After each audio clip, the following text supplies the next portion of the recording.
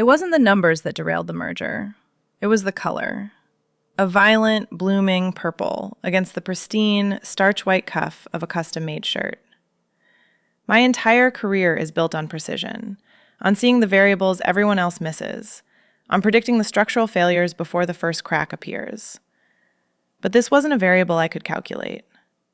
Charlotte Lake sat across from me, a figure of absolute, terrifying corporate perfection, untarnished and invincible, until that single slip of fabric ruined everything. The deal on the table was worth $300 million, fragile as glass, but suddenly, the only thing I could look at was the evidence of pain she was trying to hide. The room itself was designed to strip you of your humanity. Boardroom B, 40 stories up, encased in floor-to-ceiling glass that turned the city below into a silent, abstract grid of gray and steel. It smelled of aggressive cleaning agents, stale espresso, and the distinct, expensive scent of leather that costs more than most people's cars. This was my arena. In this world, I am not a person. I am a closer. I deal in leverage, in the brutal calculus of risk and reward. I don't get emotional. I don't get curious. I simply find the breaking point in the person across the table and press until they snap. But Charlotte Lake didn't snap. For 6 weeks, she had been an immovable object to my unstoppable force. She wasn't just a rival. She was a mirror. She wore her composure like armor, a second skin of tailored wool and icy silence. We had spent hours in this room, locked in a cold war of silence and subtle maneuvering. She countered every one of my aggressive valuation tactics with a cool, detached logic that mirrored my own. It was exhausting. It was exhilarating. It was like playing chess with a ghost who knew your next move before you even touched the piece. The air in the room had thickened over the last hour, charged with the static of two massive egos grinding against each other. The HVAC system hummed a low, monotonous drone, a white noise designed to lull you into complacency, but neither of us was relaxed. The tension stretched between us like a high-tension wire, vibrating with a frequency that made my teeth ache. We were deadlocked on the intellectual property rights, again. I watched her hands as she organized her papers. They were steady, manicured, precise. She moved with an economy of motion that I usually admired, wasting nothing. No fidgeting, no tells, just absolute, terrifying control. I had spent weeks trying to find a crack in that facade, a single emotional loose thread I could pull to unravel her strategy. I found nothing. She was a fortress. Or so I thought. The friction between us wasn't just professional anymore. It had become atmospheric. You could feel the heat of it radiating off the mahogany table. It was the specific, heavy exhaustion of two people who refused to yield, trapped in a room that felt increasingly like a cage. We were two predators circling a carcass that neither of us was hungry enough to eat, but too proud to leave. I took a sip of water, the condensation on the glass cold against my fingertips, and watched her. She was reading a clause I had redlined, her eyes scanning the text with a predator's focus. I leaned back, feigning a relaxation I didn't feel. "You're stalling, Charlotte," I said, my voice low, cutting through the hum of the room. "The valuation is fair. The IP stays with the parent company. You know it, I know it." She didn't look up immediately. She let the silence stretch, using it as a weapon, just as I would have. When she finally raised her eyes, they were dark, unreadable, and devoid of fatigue. "Fair is a sentimental word," she replied, her voice smooth, cool, like water over stone. "I'm not interested in fair. I'm interested in durable. And this structure? It's built on sand." She was right, of course, but I couldn't admit that. I had to push. I had to apply the pressure that would force a mistake. I leaned forward, resting my elbows on the table, invading the neutral space between us. I was ready to deliver the ultimatum, the calculated threat that would close the deal. But then she moved. It wasn't a surrender. It was a gesture of frustration, a sharp, sudden movement that broke the perfect choreography of the negotiation. And in that split second, the architecture of our Cold War collapsed. The catalyst wasn't a shout or an insult. It was a debate over the valuation cap on the subsidiary assets, a dry, technical point that we had been circling for 40 minutes, like vultures over a carcass. I was pushing for a limit that would effectively neuter her board's voting power in the new entity.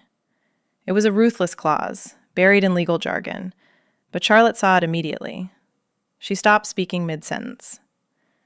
The silence that followed wasn't empty. It was heavy, pressurized, the kind of stillness that precedes a structural failure. She looked at me, her eyes narrowing slightly, measuring my audacity. Then, she brought her hand down on the table. It wasn't a tantrum. Charlotte Lake doesn't throw tantrums. It was a punctuation mark, a physical manifestation of an absolute no. Her palm struck the polished mahogany with a sharp, flat crack that sounded like a gunshot in the acoustically sealed room. The vibration traveled through the wood, buzzing against my own elbows resting on the surface. But it wasn't the sound that shattered the deadlock. It was the physics of the movement. The force of the impact sent a shockwave through her arm, and for one suspended second, the laws of friction failed. Her charcoal blazer sleeve, tailored to within a millimeter of perfection, rode up. The starched white cuff of her shirt, usually buttoned and anchored with cufflinks, slipped back. The fabric retreated, exposing the tender, pale skin of her inner wrist and forearm, a part of the body usually hidden by layers of corporate armor. And there it was, a bloom of violence. It wasn't a small bump or a faint discoloration. It was a galaxy of trauma, a dark, angry modeling of deep plum and charcoal, fading into a sickly, iridescent yellow at the edges, where the blood was beginning to reabsorb. The bruise wrapped around the delicate bones of her wrist and disappeared up into the shadow of her sleeve, implying a massive, sprawling injury that covered who knew how much of her arm. It was fresh, likely less than 2 days old, the colors vivid and screaming against the pale smoothness of her skin. The contrast was nauseatingly sharp. Right next to that raw, organic evidence of pain sat a Cartier tank watch, its gold face gleaming under the harsh boardroom lights. In her hand, she still gripped a Mont Blanc pen, an instrument of refinement and control. The juxtaposition of the expensive, cold metal against the damaged flesh was jarring. It was like seeing a crack in a marble statue or blood on a wedding dress. It didn't belong. It was a glitch in the matrix of her perfection. My breath hitched, a sharp, involuntary intake of air that sounded too loud in the sudden silence. A physiological jolt hit me, starting in my stomach and racing up to my throat. It had nothing to do with business. In our world, we are brains in jars, voices on phones, signatures on contracts. We don't have bodies, we don't bleed, we certainly don't walk into negotiations carrying evidence of physical trauma. Seeing that mark on her felt illicit. It was an intrusion, a sudden, unwanted intimacy that felt more violation than discovery. I was seeing her pain. I was seeing a history of a moment where she wasn't the CEO, wasn't the shark, but a physical object that had collided with something harder than itself. The question of what hit her fired through my synapses before I could stop it. A door, a car, a person? The speculation was instantaneous and sickening. The moment lasted perhaps 3 seconds, but it stretched, elastic and thin. Charlotte must have felt the draft on her skin, or maybe she felt the weight of my gaze dragging across her wrist. She didn't gasp. She didn't scramble to cover herself like someone caught in a lie. She simply rotated her wrist, a smooth mechanical motion, and shook the fabric back down. She adjusted her cufflink with terrifying, absolute composure, her fingers steady as they manipulated the silver clasp. She covered the damage as if she were merely checking the time, sealing the breach in her armor without a tremor. But the damage was done. She looked up, and our eyes locked. She knew I had seen it. Her gaze was dark, unreadable, but there was a flicker of something sharp in it, a challenge. She was daring me to ask, daring me to bring the physical reality of her body into the abstract war of our negotiation. She was waiting for me to flinch, to show pity, to break the professional frame. I didn't ask. I couldn't. The words died in my throat, choked off by the sudden shift in gravity. The meeting ended abruptly after that. I think we muttered something about rescheduling the IP discussion, but I can't recall the words. I only remember the way she stood up, gathering her files with that same lethal precision, and the way the image of that purple bruise burned in my mind like an afterimage from a flashbulb. As she walked out, the heavy door clicking shut behind her, the room felt different. The sterile smell of leather and coffee was gone, replaced by the phantom scent of something metallic and real. The deal was still on the table, but the player across from me had just become terrifyingly human. My office is designed for clarity. It is a sanctuary of minimalist lines, floating shelves, and white noise. A space where ambiguity comes to die. Usually, this is where I dissect companies, stripping them down to their raw data until the path to victory lights up like a runway. But that afternoon, the clarity was gone. The spreadsheet for the merger was open on my dual monitors, a sprawling grid of millions that usually calm my pulse. Today, the numbers were just static. They blurred and swam, refusing to coalesce into a strategy. Every time I blinked, the afterimage wasn't a dollar sign. It was that violent, blooming purple on the inside of Charlotte Lake's wrist. I couldn't work. I was paralyzed by a variable I hadn't accounted for. I pushed my chair back from the desk, the leather creaking in the silence of the empty floor, and stared out at the city lights. My mind, usually a disciplined engine of logic, had turned into a forensic reconstructionist. I replayed the 3 seconds of the meeting on a loop. I analyzed the bruise with a clinical, obsessive focus. It wasn't a smudge. It wasn't a pinch. The color was deep, heparin purple, fading to a sickly ochre at the edges, which meant impact, hard impact. And the shape, it was jagged, irregular. It suggested force applied with velocity. The speculation began to rot the edges of my detachment. My mind wandered into dark, uninvited territories. Was it an accident? A car door, a stumble on the stairs, a piece of furniture in the dark? Those were the safe answers, the ones that kept her in the box of clumsy but human. But the bruise was on the inside of her arm. That's a defensive wound. That's where you take the hit when you're protecting your face or your chest. The thought sent a cold spike of nausea through me. Was there someone at home? A partner who didn't care about the Fortune 500 CEO, only about control? The idea of Charlotte, imperious, terrifying Charlotte, being a victim was a dissonance my brain couldn't process. It didn't fit the data. But then, a different realization took root.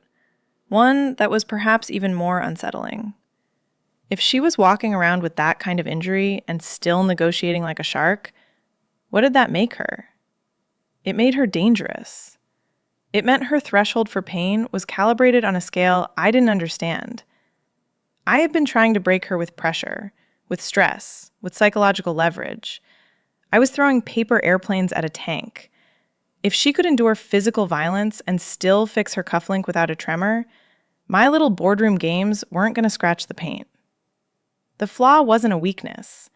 It was evidence of a horrifying durability. The sun went down, and the office turned into a reflection of my own internal state.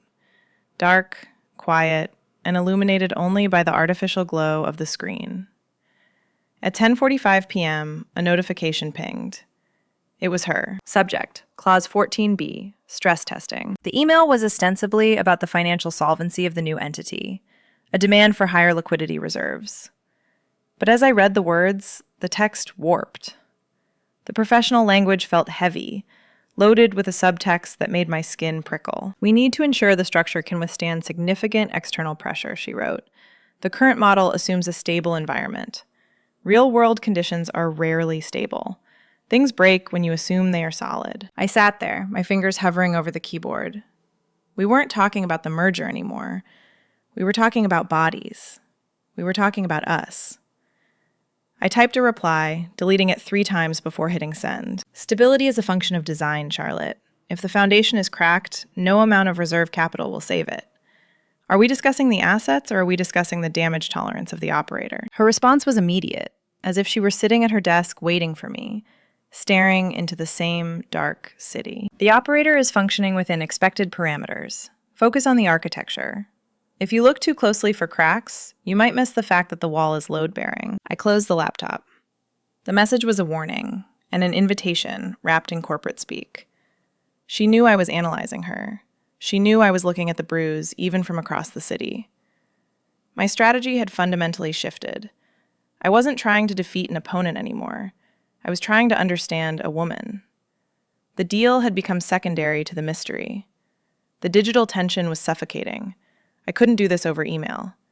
I needed to see the eyes that matched the bruise. I needed proximity. The weather broke 2 days later. Not with a gentle rain, but with a violent, hammering storm that turned the city into a blurred watercolor of gray and slate. I was standing in the lobby of our shared office tower, shaking out an umbrella that had failed to do its job, when the atmosphere in the cavernous space shifted. It wasn't a sound. The lobby was filled with the ambient noise of rushing executives and the drumming of rain against the 3-story glass walls. It was a change in pressure. The air suddenly felt thinner, sharper, charged with a specific kind of electricity that I had come to associate with only one person. I turned, and Charlotte Lake was standing 3 feet away, waiting for the high-rise elevator bank. Stripped of the boardroom table, the proximity was sudden and overwhelming. In the negotiation room, we had 12 feet of mahogany and 2 legal teams between us as a buffer zone. Here, there was nothing but the damp, chilled air of the lobby and the smell of wet wool. She wasn't looking at me. She was staring at the digital floor indicator, her profile cut from granite, watching the numbers descend. But she knew I was there. I could see the tension in her jaw, the way her posture had stiffened the moment I turned around. The sensory details hit me before I could build my defenses. It wasn't just the smell of the rain or the metallic tang of ozone drifting in from the revolving doors. It was her scent, something cool, distinct, and expensive, like crushed basil and cold iron, cutting through the humidity. It was a scent I had spent weeks trying to ignore across a conference table. But here, in the semi-public intimacy of the lobby, it was unavoidable. It filled the space between us, turning the air thick and heavy. "It's a rough night for a commute," I said. My voice sounded calm, professional, but my pulse was hammering erratic rhythm against my collarbone. I wasn't talking about the weather. Charlotte turned her head slowly. She didn't smile. Her eyes were dark, rimmed with the exhaustion she refused to show in the meetings. "The weather is irrelevant," she said, her voice low, barely carrying over the lobby noise. "It's just another variable to manage." "Some variables leave a mark," I replied, the words slipping out before I could filter them. It was a direct reference, a probe sent into the dark to see if it would hit metal. I let my gaze drop for a fraction of a second to her left wrist, hidden today under the sleeve of a heavy trench coat. Her reaction was sharp. Her eyes narrowed, and for a moment, the cool executive mask slipped, revealing a flash of genuine, heated defensiveness. "And some observers look too closely," she countered, her tone laced with a warning. "Careful. You might find things you don't know how to leverage." Before I could respond, the elevator arrived with a soft, cheerful chime that felt obscenely out of place. The doors slid open, revealing an empty car. We stepped inside, the sudden silence of the closing doors cutting off the noise of the lobby like a guillotine. The elevator ride was a lesson in suffocation. The space was confined, a mirrored box of polished steel and light wood that forced us into a proximity that felt dangerous. We stood on opposite sides of the car, watching the floor numbers climb, but the silence was heavy, vibrating with the things we weren't saying. I watched her reflection in the steel doors. She was staring straight ahead, her posture perfect, her chin high. But then, as the car jolted slightly, passing the 20th floor, I saw it. She shifted her weight. It was a small movement, almost imperceptible to anyone who didn't study structure for a living. She moved her weight off her left leg, a subtle flinch of discomfort that traveled up her spine. Her hand tightened on the rail, not the hand with the bruised wrist, but the other one, bracing herself. She wasn't just hurt in the arm. She was favoring her entire left side.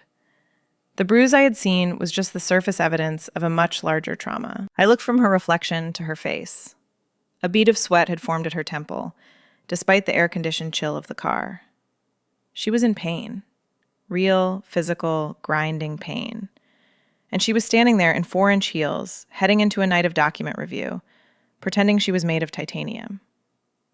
The realization didn't give me the rush of finding a weakness. It gave me a sinking, heavy feeling in my chest. A mixture of reluctance and a terrifying, unwanted respect. The elevator chimed for my floor. The doors opened. I stepped out, but I held the door with my hand for a second, looking back at her. She didn't look at me. She was staring at the numbers again, her face set in that rigid, unbreakable lines. "Get some rest, Charlotte," I said softly. "I'll rest when the deal is done," she said to the closing doors. The metal slid shut, sealing her away. But the image of her wince in the reflection stayed with me. As I walked down the silent hallway to my office, I knew I wasn't going to be looking at spreadsheets tonight. The elevator had been a cage, but it was also a confession chamber. And now I carried the weight of her secret. The digital tension of the emails was gone, replaced by a physical reality that demanded a confrontation. I couldn't negotiate with a ghost anymore. I had to know who was hurting her. The data room is a misnomer. It suggests something sleek, digital, a cloud server humming in a cool basement. But in a merger of this size, with assets dating back 50 years, the data room is a physical reality, a secure, windowless archive in the bowels of the building where paper goes to die. By 10 p.m., the air conditioning had cycled down, leaving the air stale and still. We were the only two people left in the building, or at least it felt that way. Just me, Charlotte, and 300 boxes of fiscal history stacked like barricades around us. The isolation was absolute. Up in the boardroom, we had witnesses. In the lobby, we had the public. Here, under the buzzing fluorescent strip that I had turned off in favor of a single warm desk lamp, we were stripped of our context. There were no assistants to interrupt, no emails to hide behind, just the rustle of paper and the sound of our breathing. The shadows in the corners of the room seemed to press in, creating a pool of intimacy that neither of us had asked for, but neither of us could escape. We had been working in silence for 2 hours. The exhaustion was beginning to erode the sharp edges of our professional personas. My eyes burned.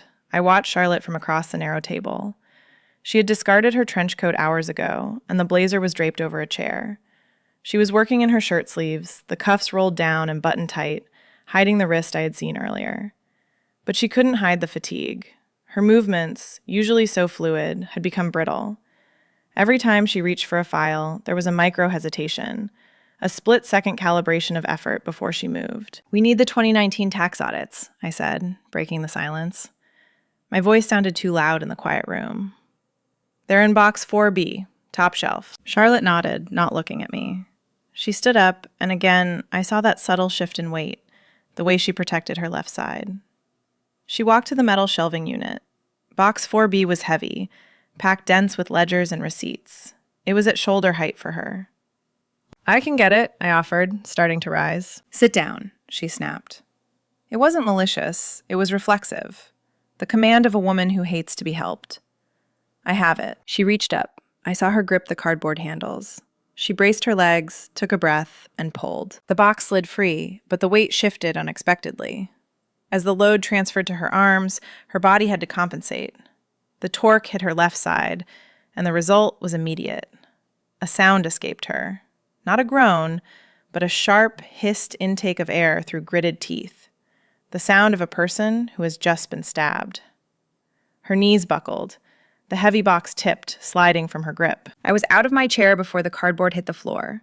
I didn't think, I just moved.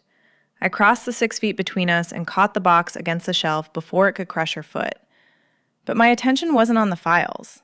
It was on her. Charlotte had collapsed against the shelving unit, her right hand clutching her left side, her forehead pressed against the cold metal upright. Her breathing was ragged, shallow gasps that she was fighting to control. The mask was gone. The CEO was gone. There was just a woman in agonizing pain, trembling in the dim light of a basement archive. I set the box down with a thud and turned on her. The space between us was non-existent. I could smell the sweat on her skin, the sharp tang of adrenaline. The professional rivalry that had defined our relationship for weeks evaporated, replaced by a terrifying, hot surge of protective instinct. It made no sense. She was the enemy, the obstacle. But seeing her like this, broken and panting, made me want to burn the building down to keep her safe. "Enough," I said. My voice was low, trembling with a fury I hadn't expected. "Look at me." She shook her head, keeping her face hidden against the metal. "I'm fine. It's a muscle spasm. It's—" "Don't lie to me," I cut in, stepping closer, boxing her in against the shelves. I reached out, my hand hovering near her shoulder, afraid to touch her, afraid I would find more damage. I saw the wrist, Charlotte. I saw you in the elevator. And just now, that wasn't a spasm. That was trauma. She turned her head slowly, looking at me. Her face was pale, her eyes wide and dark, stripped of all their usual defenses. For the first time, she looked vulnerable. Not weak, but exposed. "You're walking around with injuries that belong in a hospital," I whispered, the words heavy with the implication I had been carrying all day. "Tell me you are safe. Tell me this isn't... Tell me I don't need to call the police." The accusation hung in the air between us, stark and ugly. I was asking the question I had been too afraid to ask in the boardroom. Who is hurting you? Charlotte blinked, the shock of my question registering. Her expression shifted from pain to confusion, and then to something else, a sudden, sharp realization of what I thought. She straightened up, wincing slightly, but her gaze held mine. The defensive anger I expected didn't come. Instead, her posture softened. She looked at me, really looked at me, and saw the genuine fear in my eyes. "You think..." She trailed off, a strange, breathless laugh escaping her lips. She shook her head, looking down at her own arm, then back to me. "You think I'm a victim." "I think you're hurt," I said, stepping into her space, my voice fierce. "And I think you're hiding it because you think it makes you look weak. It doesn't.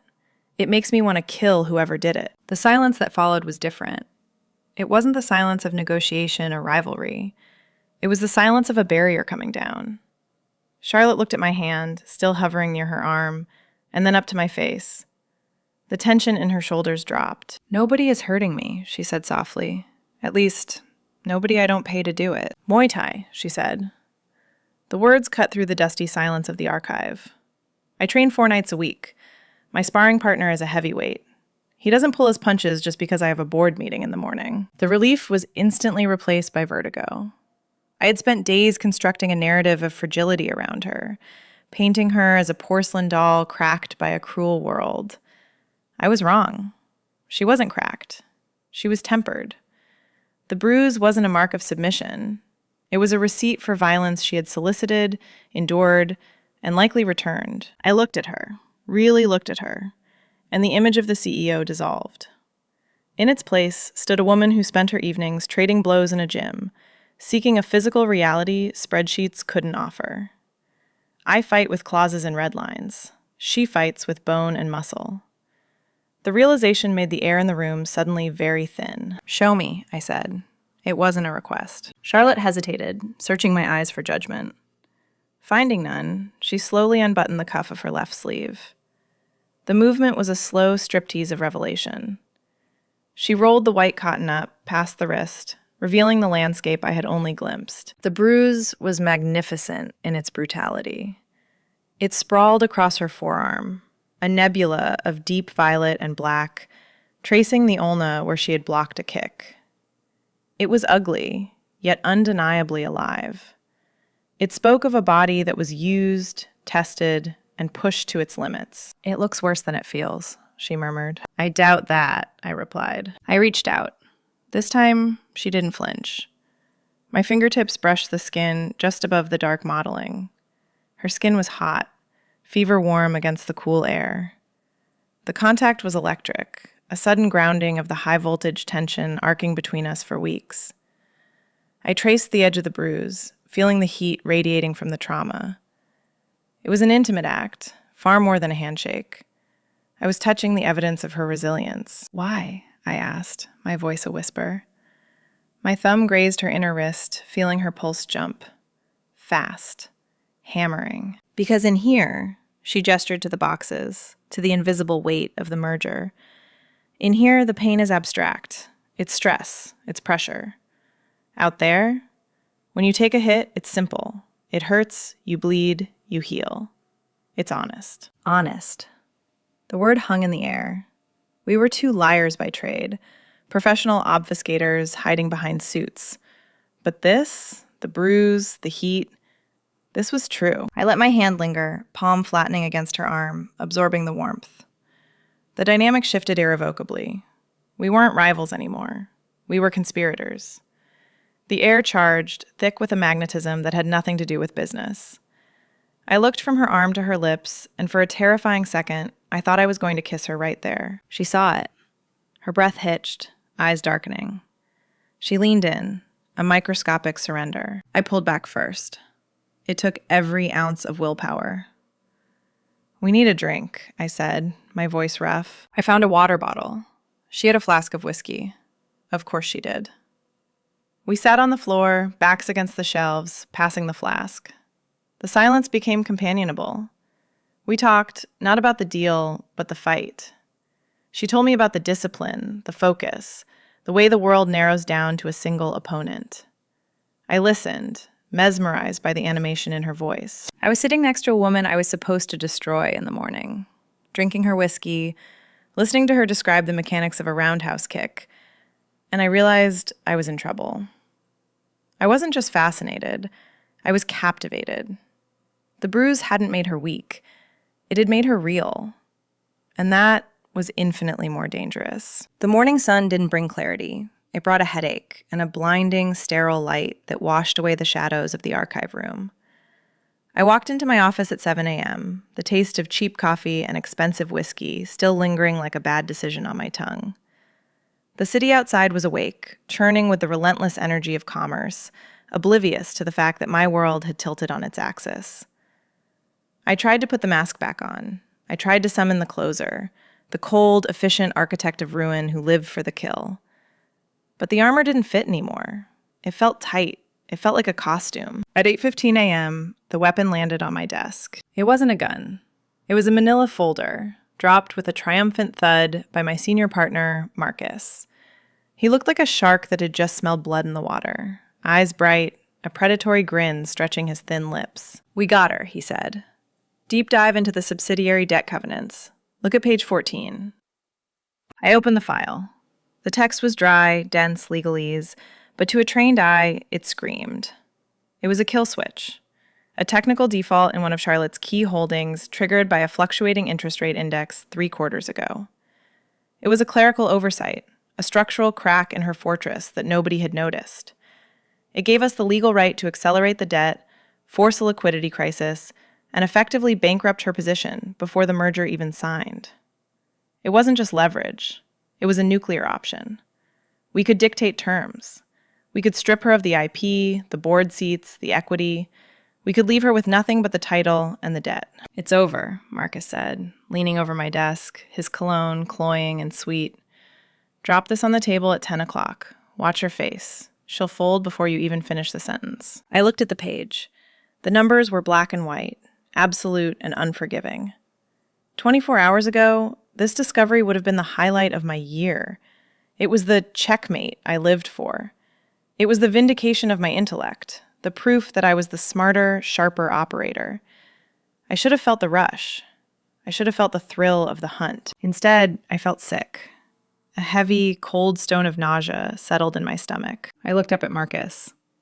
"This destroys the relationship," I said, my voice sounding distant to my own ears. "If we use this, we burn the bridge. She'll never work with us again." "She won't have a choice," Marcus laughed, tapping the file. "That's the beauty of it. We own the bridge. Now, get ready. 10 o'clock. Don't blink." He left the room, leaving me alone with the weapon. I stared at the paper until the words blurred.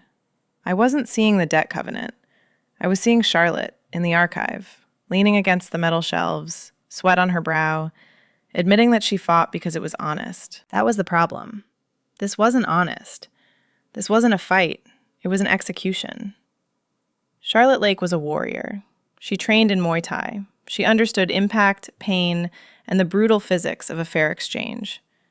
She respected an opponent who could stand in the ring and trade blows. If I beat her on valuation, on strategy, on logic, she would respect it. But this was a sniper shot from a mile away. This was catching her when her guard was down, on a technicality she couldn't defend against. It would break her. Not just the deal, but the woman. I knew, with a terrifying intimacy, how much of her identity was wrapped up in her competence. This failure would look like negligence. It would humiliate her in front of her board, in front of the market, in front of me. I walked into the boardroom at 9:55 a.m. The air was different today, brittle, expectant. My team sat on one side, folders closed, faces composed in the grim masks of executioners. Charlotte sat opposite. She looked tired. There were shadows under her eyes that makeup couldn't fully hide, and she was favoring her left arm again, resting it gently on the table. She caught my eye as I sat down. There was a flicker of recognition, a ghost of the intimacy we had shared on the archive floor, but she quickly smoothed it over with professional detachment. She nodded, a warrior acknowledging the opponent across the ring. She had no idea I was holding a knife behind my back. I opened the folder. The kill switch lay there, a single sheet of paper that could dismantle her life's work. I looked at the text. Then I looked at her hands, those strong, precise hands that I had watched for weeks, the hands that wrapped themselves in tape and hit heavy bags until they bruised. I thought about the heat of her skin under my fingertips. I thought about the way she had looked at me, unguarded and real. The dichotomy was tearing me apart. Professional duty demanded I pull the trigger. My partners, my reputation, the millions of dollars in fees, they all demanded the kill. But a new, terrifying loyalty had taken root in the dark of the archive. I looked at the efficient brutality of the strategy and realized I couldn't do it. I couldn't be the one to break her. The room went quiet. Marcus nudged my elbow under the table, a silent command to begin the slaughter. I looked at Charlotte. She was waiting, her pen poised, ready to fight a fair fight. She trusted the game. She trusted that I was playing by the same rules of logic and leverage she lived by. She was wrong. I wasn't playing the game anymore. I was looking at the woman who found honesty in pain, and I realized that my integrity wasn't about winning the deal. It was about protecting the only person in the room who was actually real. The closer was dead. Something else had taken her place. The silence in Boardroom B was no longer a vacuum. It was a physical weight, pressing down on my chest with the force of $300 million. Marcus kicked my foot under the table, a sharp, impatient jolt that signaled, "Kill her now." I looked down at the highlighted paragraph on page 14. It was so easy. It was right there, black ink on white paper, a weapon so efficient it felt almost elegant. Just 3 sentences read aloud, and her leverage would evaporate. I could see the future clearly. Her shock, the scramble to defend a technical default she didn't know existed, and the inevitable, humiliating capitulation. It was the victory I'd promised my partners. It was the victory I had built my entire identity around. I looked up at Charlotte. She wasn't looking at the file. She was looking at me. Her expression was guarded, her jaw set tight, bracing for the impact she knew was coming, even if she didn't know the form it would take. She looked like she did in the gym, hands up, chin down, eyes focused, ready to take the hit to give one back. But she couldn't block this. This wasn't a sparring match. It was an execution. And suddenly, the thought of seeing that composure shatter, of seeing the woman who fought through bruises and bone-deep exhaustion be dismantled by a clerical error, was intolerable. It felt cheap. It felt like cowardice. I was the closer, but I wasn't an assassin.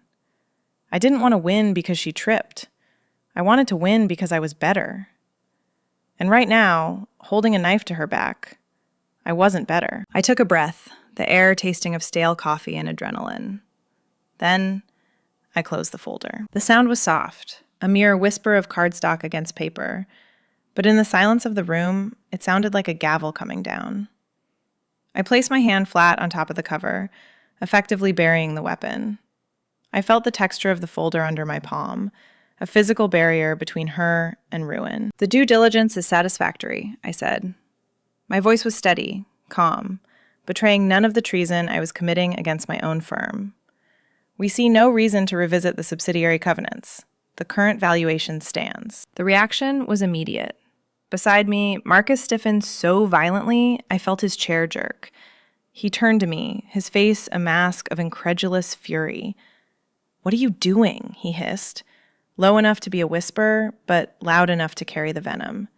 "Page 14, the default, is immaterial to the long-term strategy," I lied, cutting him off without looking at him. I kept my eyes locked on Charlotte. "We're looking for a partner, Marcus, not a carcass. If we break the structure now, we lose the operational continuity. It's a bad play. We close at the agreed terms. It was nonsense. From a purely financial standpoint, it was negligence. But I said it with the absolute, unshakable authority of the closer. I dared him to contradict me in front of the opposing counsel. I dared him to blow up the deal. Because he wanted blood. Marcus stared at me, his face flushing a mottled red. He looked at the closed file under my hand, then at Charlotte, then back to me. He did the math. He realized that challenging me now would look like internal chaos. He swallowed his rage, leaned back, and crossed his arms, radiating pure hatred. Fine, he spat, looking away. Move on. Across the table, the shift in atmosphere hit Charlotte like a physical wave. She had been braced for impact, and the blow never came. For a second, she looked confused. Her eyes darted to the file under my hand, then to Marcus's furious face, and finally, they landed on me. She's brilliant. That's the thing about Charlotte Lake. You don't have to spell it out. She saw the weapon I had buried. She saw the anger in my partner. She realized, with a dawning, terrifying clarity, that I had just handed her a lifeline instead of a noose. The realization stripped away the boardroom context. She wasn't looking at a counterparty anymore. She was looking at the person who had touched her bruise in the dark and understood the cost of resilience. She gave a barely perceptible nod, a micro gesture of acknowledgement. I see you, it said. I know what you just sacrificed. Agreed, she said, her voice dropping an octave, losing its sharp, defensive edge. The valuation stands. We can proceed to signatures. The lawyers descended like locusts, shuffling papers, uncapping pens, filling the silence with the rustle of closure. The tension in the room dissipated into the mundane bureaucracy of a closed deal. But the real transaction had already happened. It wasn't on the paper. It was in the silence between two women who had just rewritten the rules of the game. I had lost the victory, but as I watched Charlotte sign her name with that steady, painful hand, I knew I had won something far more volatile. The deal was done, but the debt was just beginning. The room emptied with the speed of a punctured lung. Marcus didn't say another word to me. He just shoved his papers into his briefcase with violent, jerky movements and stormed out. The heavy oak door slammed behind him with a finality that echoed his fury, a sound that likely marked the end of my tenure at the firm. The lawyers followed him out like nervous fish sensing a predator in the water, leaving me alone in the sudden, ringing silence of boardroom B. I sat there for a long time, staring at the closed file under my hand. I had just torched my reputation as the ruthless closer. I had thrown away a victory that would have defined my quarter. But, strangely, my hands were steady. I felt lighter than I had in years. The air conditioning hummed, scrubbing the tension from the air, but the scent of the moment lingered, the ozone of a near-miss catastrophe. I stood up slowly, packing my things. The adrenaline was fading, leaving a hollow ache in my chest and a trembling in my knees. I was clicking the brass latches of my briefcase shut when the door opened again. It wasn't Marcus coming back to fire me. It was Charlotte. She stepped inside and turned the thumb lock on the heavy handle. Click. The sound was small, mechanical, but it changed the entire physics of the room. It sealed us in. She leaned against the door, watching me. The exhaustion was still there, etched in the fine lines around her eyes, but the guard was down. She wasn't looking at a rival anymore. She was looking at the woman who had just caught a grenade for her. You had the kill shot, she said. Her voice was quiet, stripped of the boardroom acoustics, intimate in the vast space. I saw the file. I saw Marcus's face. You had a loaded gun on the table, and you didn't fire.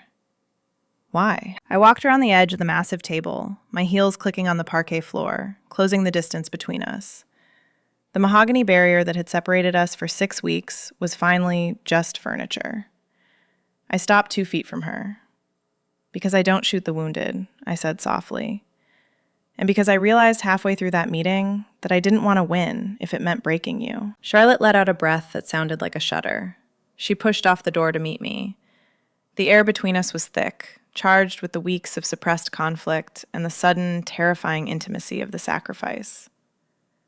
You saved me, she whispered, shaking her head slightly, as if the concept was a foreign language she was trying to translate.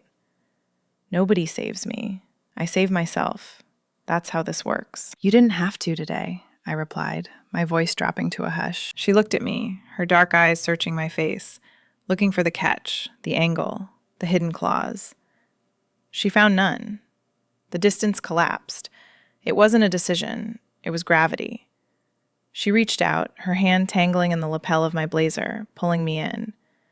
I didn't resist. I crashed into her. The kiss wasn't gentle. It was desperate. It was the taste of adrenaline and relief, a collision of two forces that had been orbiting each other for too long. Her mouth was hot, demanding, erasing the months of cold logic and sterile negotiations. I made a sound against her lips, a half gasp of surrender, and wrapped my arms around her. My hand landed on her back, pulling her closer, but my mind was hyper-aware of her left side. I shifted my grip instantly, careful, so careful, avoiding the bruised ribs and the damaged arm. I held her with a terrifying tenderness, creating a cradle for the injury I was supposed to have exploited. She felt the adjustment. She knew I was protecting her, even in the clinch. She groaned, a low sound in her throat, and pressed closer, burying her face in the crook of my neck, her body shaking against mine. This is a massive conflict of interest, she murmured against my skin, her hands gripping my shoulders as if I were the only solid thing in a world that had turned liquid. The deal is signed, I whispered back, running my hand through her hair, feeling the tremor in her body slowly subside. The conflict is over. We're just negotiating the new terms. She pulled back just enough to look at me. Her lips were swollen, her eyes bright and unguarded. I drive a hard bargain, she warned, a ghost of a smile touching her mouth. You know that. I know, I said, tracing the line of her jaw with my thumb, feeling the pulse beneath the skin. I've seen your bruises, Charlotte. I know exactly how hard you fight. I'm counting on it. We walked out of the building 20 minutes later, stepping side by side into the cool night air. The rain had stopped, leaving the pavement slick and reflecting the city lights. We weren't rivals anymore, and we weren't just partners. We were two people who had found the only thing that matters in a world of fake projections, something real enough to bleed for. The bruise on her arm was ugly, violent, and painful, but it was the most beautiful thing I had ever seen. It was the crack that let the light in. If you understand the danger of falling for the enemy, subscribe for more stories.